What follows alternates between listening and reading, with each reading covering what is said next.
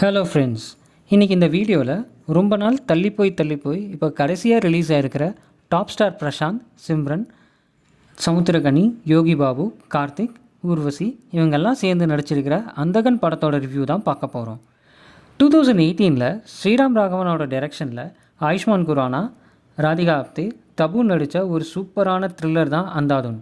Release ஆனப்போ national and international லெவலில் நல்ல ரிசப்ஷன் கிடைச்ச படம் தான் இது.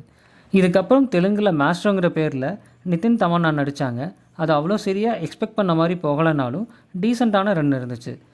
இதே படத்தை மலையாளமில் பிருத்விராஜ் சுகுமாரன், உன்னி முகுந்தன், மம்தா மோகன்தாஸ், ராஷி கண்ணா நடித்து பிரம்மங்கிற பேரில் ரிலீஸ் ஆச்சு. அன்ஃபார்ச்சுனேட்லி அது வெறும் ஓடிடியில் ரிலீஸ் ஆனதுனால ரொம்ப டீசெண்டான ரெஸ்பான்ஸ் மட்டும்தான் கிடச்சிது. ஒரிஜினல் மாதிரி ஒரு இம்பேக்ட் க்ரியேட் பண்ணது. 2021 அந்தாதுனை தமிழில் தனுஷ், சித்தார்த்னு நிறைய பேர் ரீமேக் ரைட்ஸ் வாங்கி ட்ரை பண்ணியிருந்தாலும் இந்த ஜாக்பாட்டை தியாகராஜன் தட்டிட்டார்னு சொல்லலாம். இது தமிழில் பிரசாந்தை வச்சு ஒரு கம்பேக் மூவியாக இருக்குன்னு எக்ஸ்பெக்டேஷன்ஸும் டெவலப் ஆக ஆரம்பிச்சிது. ஜிவிஎம் மோகன்ராஜான்னு 2-3 டேரக்டர்ஸ் கமிட் ஆகி பாதி டைரக்ஷன்லேயே கிளம்பி போயிட்டாங்க. ஸோ தியாகராஜனே அந்த டைரக்ஷனை டேக் ஓவர் பண்ணிட்டார். வருஷம் தீபாவளி பொங்கல் மாதிரி 2021 அந்தகனோட ஒரு போஸ்டர் மறக்காமல் சிறப்பாக வந்துடும்.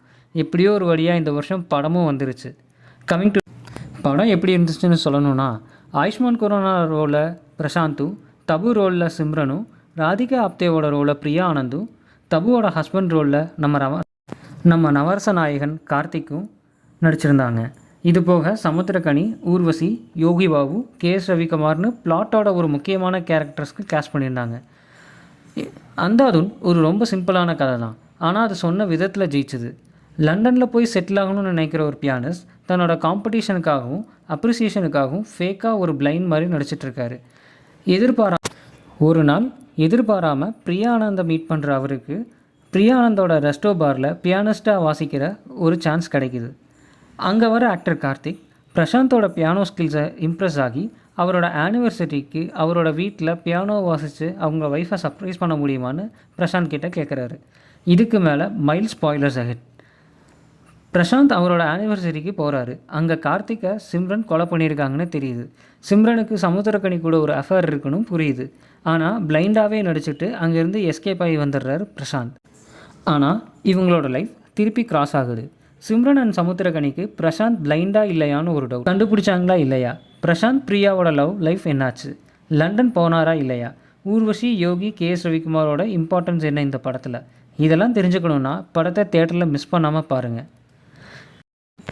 எனக்கு பர்சனலாக சொல்லணுன்னா, கேஸ்ட் அனௌன்ஸ்மெண்ட் பார்க்கும்போதே படம் பாதி கிணறு தாண்டிருச்சுன்னு தான் நினச்ச மாதிரியே எல்லோரும் பர்ஃபார்மன்ஸில் கதைக்கு என்ன வேணுமோ அதை கரெக்டான பர்ஃபெக்டான மீட்டரில் பண்ணியிருக்காங்க. சந்தோஷ் நாராயணனோட பிஜிஎம் நல்லா இருந்தாலும் சாங்ஸ் என்னமோ அவ்வளோ கன்வின்சிங்காகவும் ஆப்டாகவும் இல்லை. பிரசாந்த் தன்னால் எவ்வளோ பெஸ்ட்டாக பண்ண முடியுமோ அந்த கேரக்டரை ஜஸ்டிஃபை பண்ணுற மாதிரி அவ்வளோ சூப்பராக பண்ணியிருக்காரு.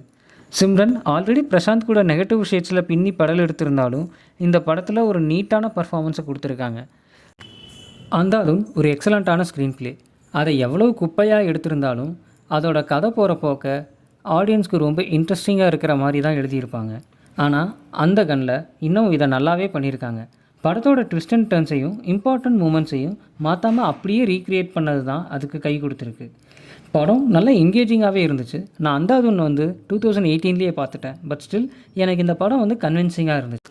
எனக்கு பர்சனலி ஹிந்தியில் வந்த அந்தாதுன் ஆல்ரெடி பார்த்ததுனால அதோட டைரக்ஷன், ஸ்க்ரீன் ப்ளே, பர்ஃபார்மன்ஸ் இந்த 3 ரொம்ப பிடிச்சிருந்துச்சு. பட் அந்தகன் ஒரு நல்ல சக்ஸஸ்ஃபுல் ரீமேக் அட்டம். கண்டிப்பாக அந்தாதுன் பார்க்காதவங்க நல்லாவே என்ஜாய் பண்ணுவாங்க.